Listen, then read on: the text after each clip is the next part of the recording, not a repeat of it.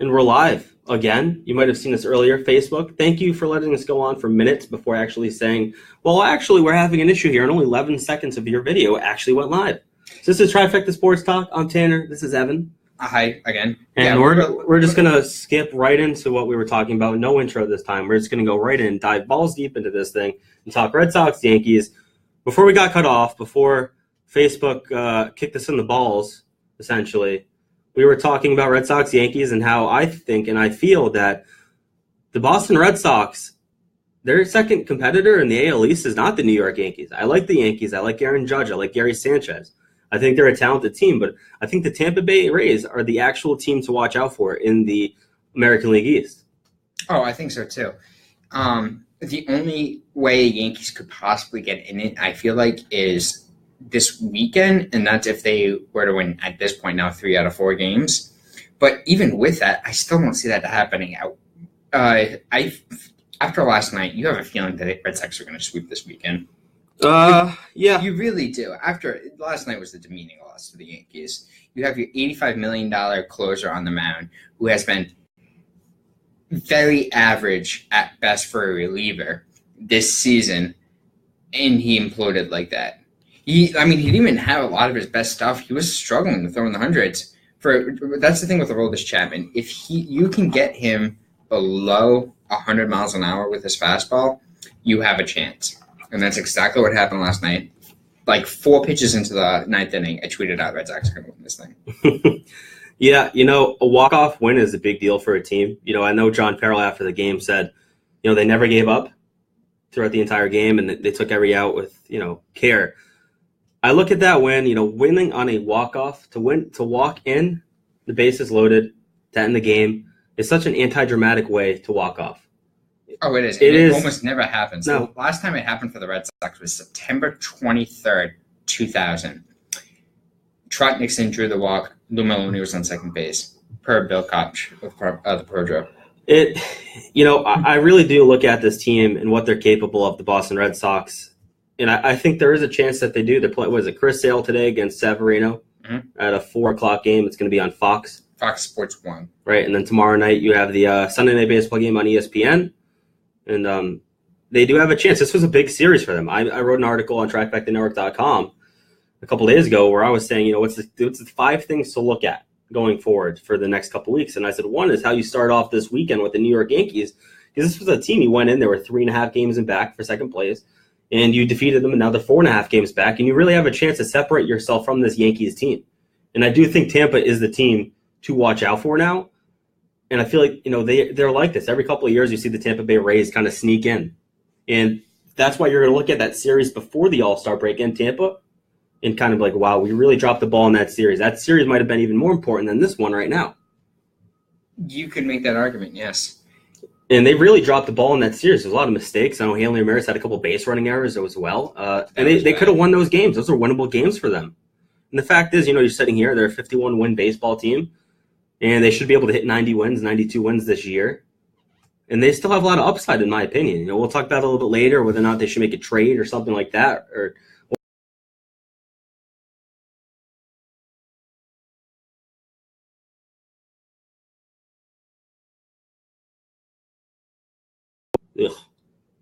Well, there we go. Oh, we're back. Yeah. So thank you, Wentworth Institute of Technology, for being very bad at technology. By the way, the next time the Red Sox play the Tampa Bay Rays is August 8th and 9th down in Tampa, 2-game set. Right. So. Yeah, it's going to be something to watch, I think, this pennant race here for this year. I think it's really going to come down to the last weekend or the last couple of weeks of the season. I don't think they're going to be able to pull away because I think you're going to have teams like the Yankees and teams like the Rays who are going to stay within contention, stay within a series or two in terms of they're never going to fall back by 10 games, I don't think. I think it's going to be an AL East determined by 3 games.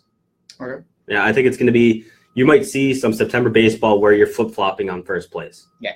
Now, like past years, the Red Sox have finished the last 20 or so games within the division. This year, they don't.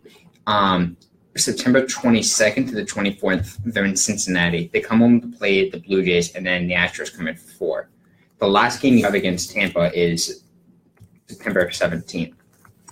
So it's not like you're going to have a game you're going to have a series late in the season where you're going to be able to fight with the Tampa Bay Rays. So it's going to be you're going to have a couple weeks between the last matchup that you have with them.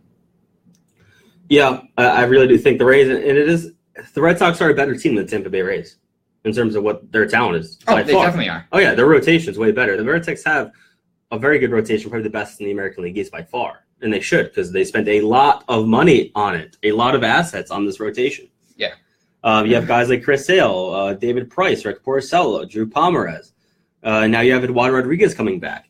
This is a rotation that was, I think it was second or third in the AL in the first half of the season. They were a top 5 rotation, and they have the potential to be way better. You saw Rick Porcello, David Price at the end, the last couple starts, they really turned it around. And outside of a bad May for Chris Sale, he had a Cy Young first half. And Drew Pomeranz, if Drew Pomeranz continues to pitch the way he is, he will be in Cy Young contention. You know, last night obviously wasn't a great example, but he still pitched okay last night. What was it? Six hits and 6 innings, 4 earned runs for Drew Pomeranz, and that was his worst start since out in Oakland. Yeah. He's been fantastic. And Eduardo Rodriguez, before he went on the DL, he was having a career year because he learned from Chris Sale in terms of speeding up the way he pitches and getting more of a rhythm. This Red Sox team really does have the potential to go on an epic run to start the second half here because they have all their pieces coming together. And Water will make his next start. So you will have Eduardo Rodriguez back in this rotation. Yeah, not only that is you got a lot of home games coming up. You do. You do. So, I mean, you know who likes that? Matt Barnes loves that, baby. Matt Barnes definitely loves that. To end the first half, you had, I'm trying to do math here, you had something like, I think it was like 16 of 23 on the road. That's a lot of road games. Yeah, it is. I really do think that this team has the capability, and I look up and down their lineup as well, and I see players that underperformed in the first half and players who I think can do better. So if you look at that first half and you like that 50 wins that they won, I think they can do better in the second half of the season here. They really can. You look at Mookie Betts, 16 home runs, batted in the 270s to start the year. You know, he was an all-star, and he should have been because he is. He's an MVP kind of player. But I look at that average sitting in the 270s, and I wasn't happy with it. No, and I don't think Mookie was either. No, I mean, look at his line. He has, in 358 at-bats, he has 98 hits, 16 home runs, 53 RBI, 16 stolen bases, which ends up being a 274 average, a 351 OBP. It's not horrible, but it's like after last year, you have to expect. Well, obviously, you don't expect him to do what he did last year because I don't think he is that kind of player he was. But he is a generational player in terms of he's a 5-tool player. He's the first 5-tool player the Red Sox have had in such a long time. I don't think you can remember the last one. Let's see if you can pick. Nomar? Maybe Nomar, but even him, it's like Mookie Betts really is the first 5-tool player in a long time for the Boston Red Sox. Want to know something I was thinking about yesterday? I was doing my my radio show yesterday, and I was trying to think of the last third baseman for the Boston Red Sox that played at least 5 seasons and really solidified the position. And I was trying to think of it because I looked at Wade Boggs, 1982 to 92 for the Boston Red Sox at third base. And I looked at him, and I was trying to think of someone since him to actually solidify. 5 years? For at least 5 years, because you're not going to get 10 years like what Boggs did, right? But at least 5 years. And I really looked. I went up and down, looked at every player who ever played third base in that time frame. And the closest I came was Kevin Youkilis, but he split his time between first and third, so I didn't really count him. You wouldn't even count Lowell either because the last couple of years he had the hip injury. He played here for 3.5 seasons because the last season we played like 73 games. 2006, 7, 8, 9, 10. 7, 8, 9, 10. No, he's in 2006. You can look it up, Evan. I think it might have been like 3.5 seasons technically because he only played 73 games this last year, or something like that. But there really hasn't been a player since Mike Lowell at third base, and we're going to move on to Mike Lowell, 2006, 7, 8, 9, 10. Yeah, 3 years. 7, 8, 9, 10. 5 years. 2006, 7, 8, 9, 10. 5 years, so 4.5 years. Evan was wrong and I was right. As we just I was right, you were explained wrong. Right there, I was right. So as we're talking about third base, and that was a good little segue into third base here. Wade Boggs was the last real Red Sox to solidify that third base position. There really hasn't been someone since him. And you had Pablo Sandoval, who was DFA'd yesterday. The person that would have been here for 5 years, if he kept his weight under control, could actually field a ground ball. Unfortunately, he wasn't able to do either. Well, he tried. Pablo tried, man. You're making $17 million a year. I don't care about try. No fan is going to care about trying. No, but we're not fans, so. Look, I'm just saying. Pablo, yeah, right. So he came in overweight and out of shape. That's on him, right? All on him. But the fact is, he came in this past year and he did try. He really tried. He actually lost weight, looked good, and made a conscious effort to try to make him the difference, and he just didn't have it. He didn't have it, and that's it's a shame. It's sad. I kind of feel bad for a player like that because he did really put a solid effort the last year and a half because he was injured last year. If you look at that first season he was here, obviously it was a disappointment. But if you look at the last year he was in San Fran, if he gave you what he gave you that last year in San Fran, you'd have been fine. You'd have been fine with Pablo Sandoval if he gave you that average year that he ended up having. And he came in Boston, he ended up underperforming, and then the next year he ended up sitting out for pretty much the entire year with an injury. He lost weight, came back this year, started the year off on the DL, came back, went on the DL again, and didn't have success even in AAA Pawtucket. You can read the line from San Fran that last year. If he gave you that in 2014, would you have been happy? So that would have been a 279 average with 16 home runs and 73 RBIs. All right, so if he gave that to you in 2015, you would have been happy? No. That's what he was in San Fran, though. I know. I never liked the signing. It's simple as that. I never liked the signing. You're paying $17 million a year for a 279 average. But what's weird about that signing was you had the Hanley signing within 24 hours or 48 hours of that signing. Both. At the time, third baseman. Yeah. And Hanley was still a third baseman at that time. In all honesty, I think what happened to Cherington was he had an offer out to both of them, and they both accepted the offer. I think that's what happened. Thinking that both were going to happen. Yeah. I think that's probably what happened to Ben Cherington. He wouldn't back out of it because it looks really bad, right? So I think he had two offers out to these players, and they ended up both taking it. Because why would you ever think that, Hanley's going to play left field? If you're not thinking that when you're trying to sign him. You're not thinking, he can play left field. I'm thinking, he can play third base because that's what he is. Or you thinking maybe he could play DH? All right. So they made those two signings, and they spanned it off as, he's going to be, the left fielder and maybe DH after David Ortiz retires. And now he's the DH, and he's underperforming. Started to pick it up a little bit as of late. Had that no-doubter last night out over the Monster. But with Sandoval, it was an interesting story.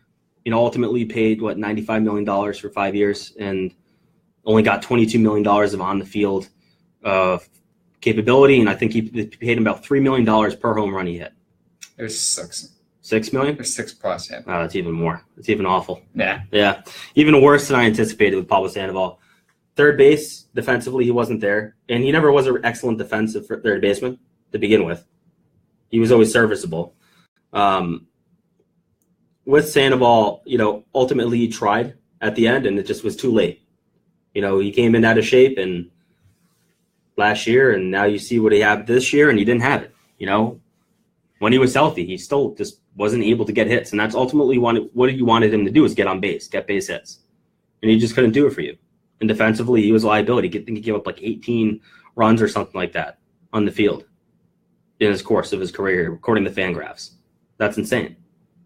Yeah, 18 runs you've given up as a player. A negative WAR.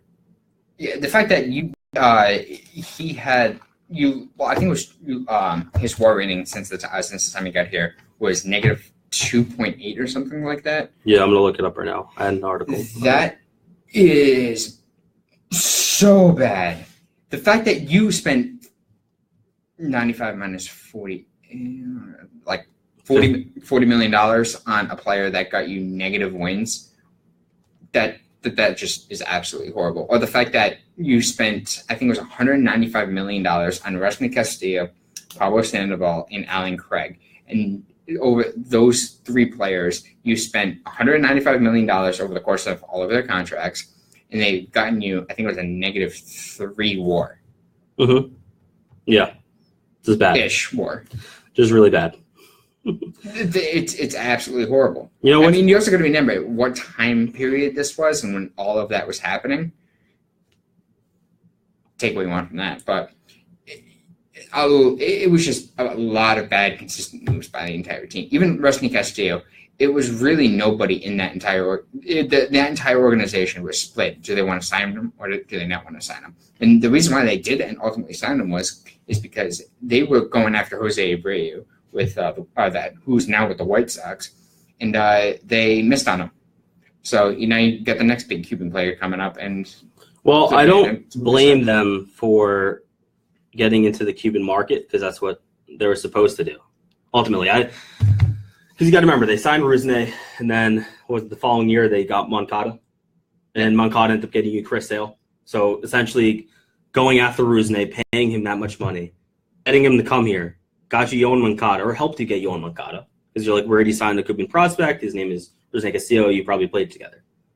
So now you look at it in the sense that I don't blame them for getting Castillo. I think that I'd rather have them paid for Castillo, which they did, because you got Yohan Moncada, and now you got Chris Sale because of that.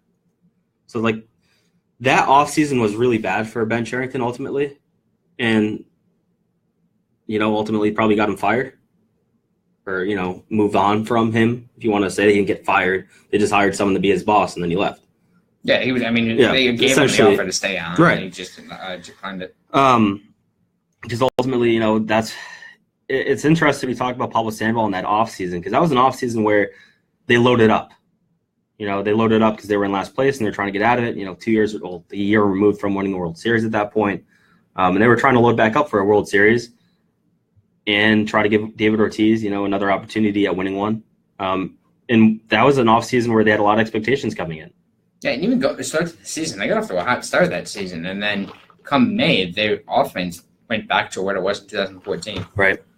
And that entire season, it kind of spiraled the entire season. But even going into September, once Farrell was diagnosed with cancer, after that, they played well again, and they still almost finished the 500 team. I believe there was 79 and 83. Yeah, the Torey Lovullo team at the end there.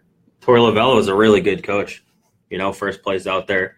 The Arizona Diamondbacks with Mike Hazen in charge there. That's a good team. I wonder if we could have had those two guys running our organization. Yeah, I know, but it's a kind of a shame because I wish I would have loved to have those that duo over there in Boston. I actually think John Farrell's been fine this year. I think he's actually made some, last night, I think he had Chris Young in there. Chris Young was batting .95 against left-handed pitchers at Fenway Park this year. He had him over Andrew Benintendi out and left. I thought that was a mistake. If you look at the normal splits, lefty, righty, you probably would have said, all right, Chris Young makes sense here. But if you looked at being at home in Fenway Park, .95, you put Benintendi out there.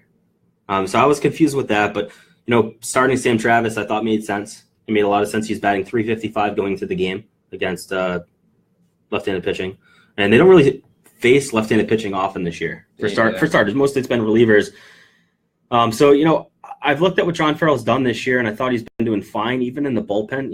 He's left starters out there for a little bit too long at times. But that's really been the only complaint I have about. But even then, I think we talked about it, and it's more of how the bullpen is built. He doesn't trust as much because he didn't really have that options there. No, he doesn't. I mean, you look at that bullpen. Who do you trust right now? Kelly. I mean, I do trust Kelly. He did that one slip up in Tampa last week. Yeah, he gave up his first, runs in 2.5 months or something like that. Yeah. Kimbrough. Okay. Matt Barnes. Barnes at home. I do trust Matt Barnes at home. I trust Matt Barnes overall. He's probably, he's your third best option right now in the bullpen. Heath Hembry is a guy who he's actually pitched pretty well this year. Still sub-4 ERA, tons of time out there.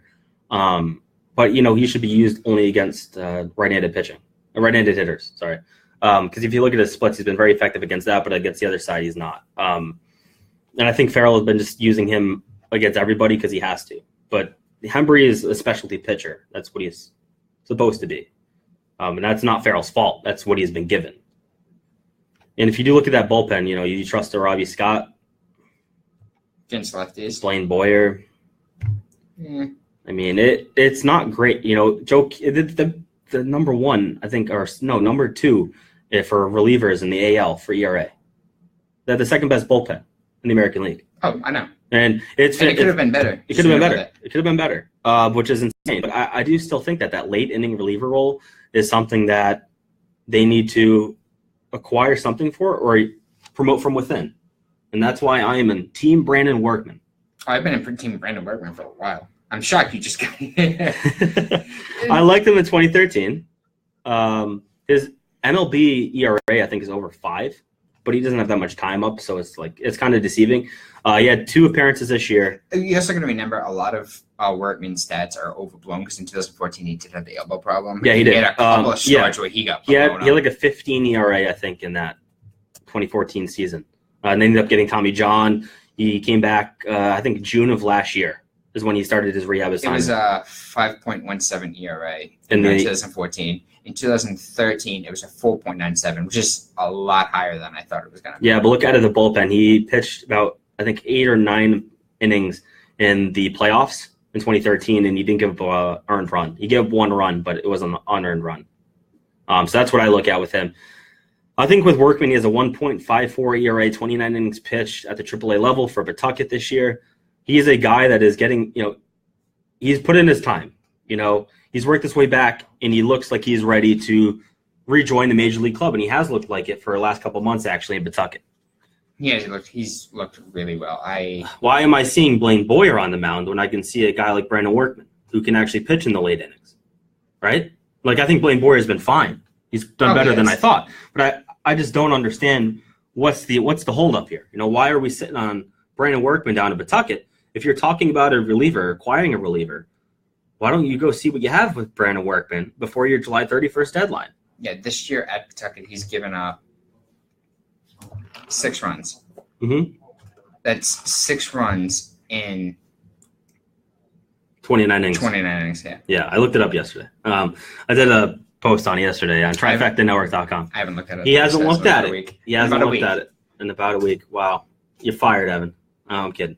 So it is interesting with Brandon Workman. I like him a lot. I like his personality. I think he's going to be a good option in the late innings. And the fact that they haven't really explored it to this point worries me because I know I read Dave Nabrowski's comments yesterday, and I had a post up on a site called TrifectaNetwork.com. I wonder what that is. And then he was on that. He was talking prior to the game with reporters. He was talking about acquiring a reliever, and he said that he was talking to my dad, and he said Joe Kelly, the dad was like, "Oh, you're going to acquire a reliever," and his dad's like a baseball fan. He was like, "No, Dad, Joe Kelly is like giving up like 1 run in like 2.5 months," and I was like, "I see where you're coming from, Dave, but I do think they need something, and I think it'd be stupid to trade for a guy like Pat Nessick until you actually see what you have from Brandon Workman. Because Brandon Workman's there, he's in the organization. You can call him up right now and see what you have out of him. Because the closer and closer we get, the closer and closer you have to give up an asset for something. Because you're going to be so unsure at that point. And Carson Smith's the guy that, according to John Farrell, within the next week is supposed to pick up the ball and start throwing off the mound and all that, and maybe start a rehab assignment. But even if he comes back, the fact that he's been out for so long, you don't know what you're going to get out of Carson Smith. You don't. And what worries me the most about Carson Smith is this was supposed to start 3 weeks ago at this point. Yeah. I was expecting him at Pawtucket one of the weekends I was there, and he wasn't there. So yeah, this is supposed to happen a while ago, and it still hasn't happened. So you really don't know what you're going to get out of Carson Smith. Is he going to come back or not? So yeah, if he comes back and he's pitching well, that's great. Now you got your bullpen is that much better. We do have some breaking news here, not Red Sox related, but former Patriots QB Vito Pirelli has passed away, according to the New England Patriots in a press release. Just figured I'd say that he's in the Patriots Hall of Fame, was a quarterback in the '60s, and he died at 87 years old. So that just came out from that. I know it's not Red Sox talk, but I think it's still relevant to people. He just passed away, according to the team. I just got an email about that. And it's actually kind of funny because the Paw Sox tweeted out 17 minutes ago, Brandon Workman hasn't allowed an earned run in more than a month. Last 8 outings, 11 in the third innings, 0 runs, 15 Ks. He's at the point now where he's sitting in Pawtucket and he's wondering, are you going to trade me or are you going to call me up? And this is something Bryce Brents must be wondering too, the winner of the home run derby down there in AAA. Bryce Brents could play right field for a major league team right now. Yeah, Ian Castillo could be. He could, and I think with Bryce Brents, why would you trade him away? Because say Betts goes down or Jackie Bradley, any of those 3 guys, Benintendi, Betts, Bradley, if they go down, why? What's your incentive in trading a guy like Bryce Brents? There isn't any. Like, you might get a return on him, but what's the point? I know. You keep Don't get me wrong. In the last 2 months, his trade value has skyrocketed. I feel bad for the guy because he actually has had success at the major league level. He has like a 280 average at the major league level and a decent number of at bats. If you want to look it up real quick, but with Brents, I feel bad, but there's no incentive for them to trade him. The only incentive would be, all right, we feel bad for him and he can play in the major league, so we'll trade him. But they're not going to. It just wouldn't make sense for the Boston Red Sox to make a move on Bryce Brents. And with Brandon Workman, it's the same thing. He's insurance. These guys are insurance for the team. In 61 at bats, he has 3 doubles, 1 home run, 7 RBIs, and a 279 average. Right. 287. Sorry. 287. Right. Isn't that great? Yeah. Yeah. No kidding. I mean, if you want to look deep into it, his you career find WAR holes, yeah. is -0.1. Right. You can find holes. In 87 at bats, I would not look into that. No. You can find holes, of course. Talking about Brandon Workman, though, I think he's your best option right now. But you don't know what you have out of him, and that's kind of the issue that I have is why are we seeing Blaine Boyer, Robbie Scott if they're not lead inning guys? We know what they are, right? We know these guys aren't there. We know Matt Barnes can't pitch on the road, right? Where Brandon Workman pitched on the road and happened to help you win a World Series. He pitched on the road in the toughest environments. And he can. So, I like him because he has balls. Brandon Workman has balls. You go back and watch that 2013 World Series run, watch the playoff appearances by Brandon Workman, and you're like, that guy has it. He's not afraid of the moment. I mean, if you can get the hold in Game 6 of the World Series, yeah. I would like to see him here before the July 31st deadline. So I know, obviously, I don't really care ultimately because, being a fan of the team has kind of shifted away a little bit here. But ultimately, I don't care. But I like to see Brandon Workman because, how do I know if you trading for Nessic's is a good trade unless I see Brandon Workman? Because ultimately, I think if you make a trade for a reliever, I'm going to call it a loss. Even if it's a Brad Siegler, which I actually like that deal. Because at the time they needed to make the move. Right, so let's look at the Fernando Abad trade. I like the move. You traded Pat Light for Fernando Abad. It's a steal. You weren't going to get anything out of Pat Light. It's a steal. So what if you were able to do a trade like that and you were able to get Pat Neshek? Right. Of course, if that is available to you. So what are you looking at? You look at Callahan down to Pawtucket would make that move? You could see Callahan. Or an Austin Maddox. Would you think that's a good trade too? I would say either him, one of those two, or Kyle Martin. Right. It'd be one of those 3. Phillies was willing to make that move, I would. But if you're giving up anything more than that, I don't think it's worth it until you see what you have at a Brandon Workman. Because I really do think that you don't need to make a trade here. What's the point of giving up assets if you already have something that could potentially do the same job? And obviously Nessic's an all-star, right? So, he's accomplished. He's a veteran pitcher. And I think ultimately if you're going to make a move for a reliever, he's probably the best option. But I don't know what his price is right now. I don't know what the interest is on him. Because who knows? A team like Chicago might be making a move for someone like that too. So there's other teams that are in on it. I don't know what his price is. But Fernando Abad, he wasn't an all-star last year when they made the move for him. I don't believe. And he wasn't I don't believe he was an all-star for Minnesota when they made that move for Fernando Abad. I think it's a little bit different. I compare it more to the Brad Ziegler move if you're going for a Nessick, just because you're comparing apples to apples there. But he's never been an all-star. With Fernando Abad, it was interesting. It was different, right? Where Ziegler, what you were kind of getting with that. And Ziegler, I liked a lot. I actually kind of wanted to re-sign him going into this year. I kind of wanted Brad Ziegler to be here.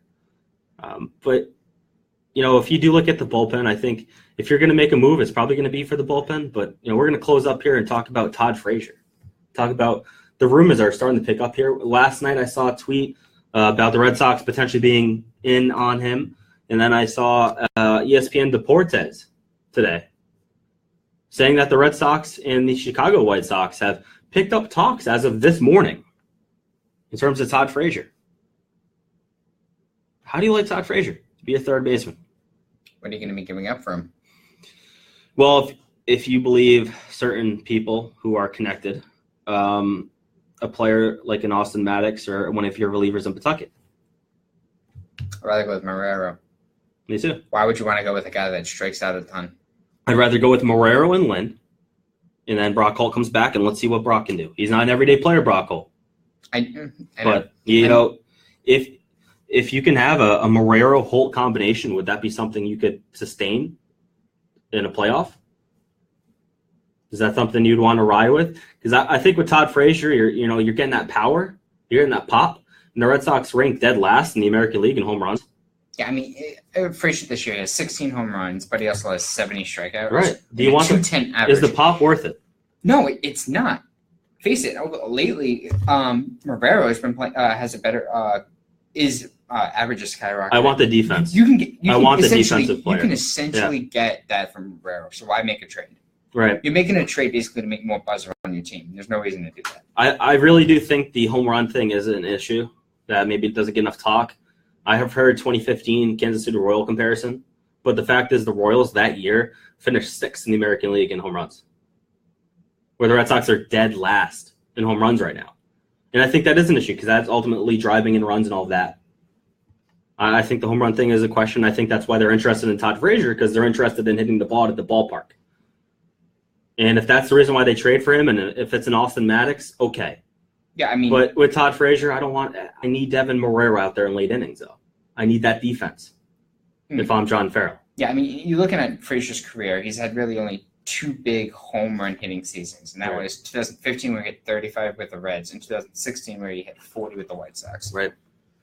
So, I mean, he hasn't done it that often.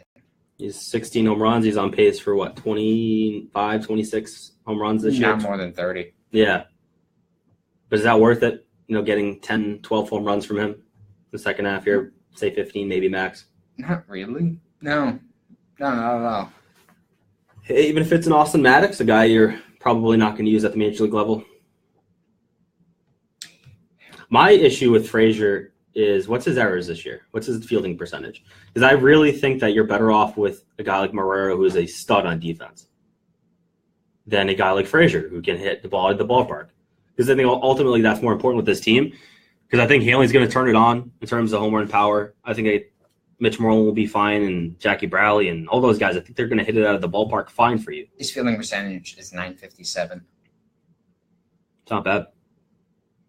That's not bad. If you make that trade, I don't feel as bad about it, knowing that his fielding percentage is that high. But I still rather have Devin Marrero, and I think Lynn has deserved the chance to at least bottom out here. Does that make sense?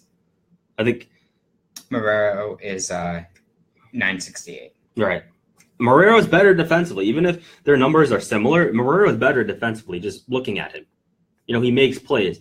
I know last night he was playing, I think one play he made a mistake, but that was because they were kind of shifted off the line a little bit and the ball got by him for a double. But that wasn't really his fault. That was just the way they were aligned defensively. But it wasn't an error or anything like that. But I do think that if you're going to make a trade, it should be for a reliever, but I want to see what Brandon Workman's capable of as we're finishing up here. For a third baseman, if you really need the pop in your bat and you don't think you're going to get it from the guys who are on your roster now, Todd Frazier does make sense if you're looking to drive the ball for the home runs. If you don't think it's going to come from within, it's scoring runs, having a high average is important, but home runs is also equally as important in terms of that too. And I think they do need more of that. And I think it will come from within. I think Hanley's going to hit better. I think his home run numbers were fine though in the first half. It was really the average with him. We'll see what happens. I think I want to see Xander hit more home runs, man. I want to see him drive the ball. That has been one down thing from him. He only has, I think, 6 on the year. Yeah, he gets all these base hits. Great, but drive the ball, buddy. Come on. Turn and drive. I don't care. Hit 290. Hit more home runs. Yeah, I mean, even his averages lately. Like Benintendi's exceeded my expectations for home runs. Jackie Bradley's right where I thought he's going to be. Mookie Betts needs to get more base hits, less home runs. He's at 16 home runs. Hanley needs to hit the ball, but he's been fine. Dustin Pedroia is going to drive the ball probably a little bit more. Your catching positions has been a black hole lately in terms of that. There's not much. You can afford to have that at a couple. You can. But there's no home run hitter on this team that's going to hit 30-plus home runs. Maybe that's what you're missing. Because there's no one on this team that you envision actually hitting 30-plus home runs this year. There's some guy that might. The closest might be Mookie. You could see Hanley getting really hot and doing it. Hanley Ramirez could certainly hit 30 home runs for you this year, but it's not going to be 3 or 4 guys. Jackie Bradley's not going to do it. Benintendi's not going to do it. He's still a rookie, so it really matters with that. But the issue is if you had Travis Shaw on your team this year, you'd be looking at that third base spot already having 20 home runs. Yeah. Where essentially that third base slot's been a black hole in terms of power numbers. Interesting times. July 31st, the deadline this year, right? Mm-hmm. So we'll be covering that and potentially have another Red Sox report next week. And I'll have a radio show next week, Wednesday from 2 to 4. Thanks for joining me, Evan. Thank you. Hopefully everyone has a good weekend and watch the Red Sox Yankees. You have a Saturday 4:00 game on Fox FS1 tonight. You have Chris Sale and Severino pitching, and then tomorrow you have a Sunday night baseball game on ESPN. Tomorrow's a doubleheader too. Yeah.